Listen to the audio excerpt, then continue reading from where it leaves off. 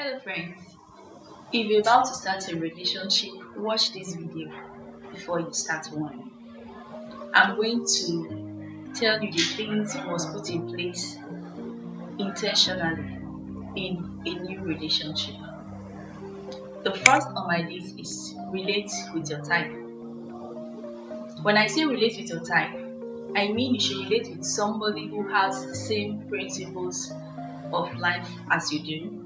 You should relate with somebody who share the same beliefs with you. For example, if you have someone who believes in God, who loves the Lord, who loves going to church, you have to relate with somebody who is like you, who believes in what you believe in. Don't start a relationship with somebody who does not believe that God exists. So relate with your type, because in the long run you're going to be confronted with problems, and your beliefs and principles in life will determine how well you handle those problems in your relationship.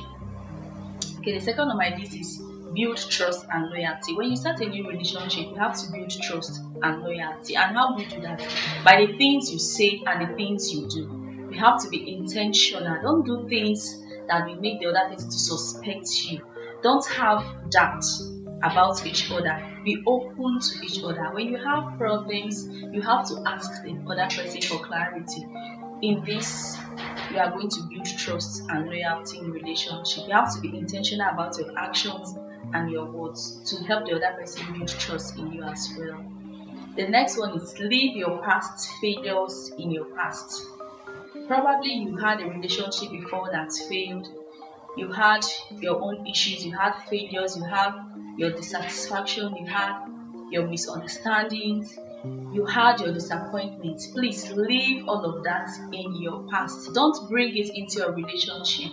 Many people bring their past failures into their new relationship, and they start suspecting the other person, you know, unnecessarily. They say, this is how the other one started, this is how the other one started to behave, these were the things she or he was saying, and that does not go well in the new relationship in the long run. So please leave your past failures in your past and start this new relationship with faith and with the hope that everything will work out. Okay, like I said before, you can always ask questions, you can always raise your concerns about issues that happen in this new relationship independently. Okay, this is a new personality and this is a new situation entirely. So please leave your past failures in your past.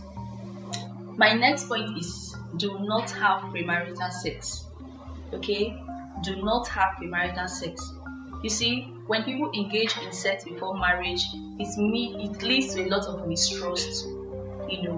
When they eventually get married, they wonder if the other person can be faithful to them. I've seen couples in relationship or in marriage who suspect each other because they feel that because they had premarital sex, the other person cannot be trusted. It's better to leave sex for marriage. It helps you, and when you engage in premarital sex and later on you see red flags or you see pointers that you should run away from, that will make you to come out of the relationship. Some people feel bad that, I'm already giving this person myself, I've already gone emotional, so their decisions are not rational anymore. They are based on emotions and they are not logical, and they end up being hooked with the wrong people. So please and please try to leave sex before marriage. It will help you in this new relationship. And the next on my list is beware of materialism. When I talk about materialism, I mean excessive gifting. Yes, it's okay. Love is giving, right? It's okay to give, and you should give when you love. But be careful how you give. In a new relationship, at the beginning of a new relationship, you have to give moderately. This is because later in the relationship, when you see signs that are red flags, you may find it difficult to withdraw. You may feel, we have given so much. Or when you see signs that you should withdraw, you may feel, we have collected so much from this person. So please, at the beginning of every relationship, you have to moderate the way you give out. Okay, I'm not saying you shouldn't be stingy. No, that's not what I'm saying. You have to give, but you have to watch how you give, and you have to watch what you give. You have to wait until you move your relationship to the next level. Very important. And the last but not the least, let God be your foundation. Okay, Psalm 37 verse 5 says we should commit our ways into the hands of the Lord, and He will establish our paths. There is nothing that you commit into God's hand that will not end up well, including your relationship. Okay? And when you give God something, He watches over it. And when you commit your relationship into God's hand, He's the one that will let you see a lot of hidden things that you need to know before you move to the next level with that person. So please commit your relationship at the beginning into God's hand. Don't wait until when things start getting wrong, you start running out that skelter, think for people to pray for you. At the beginning, seek the face of the Lord, because He will tell you. He knows the end from the beginning. So please commit your relationship into God's hand.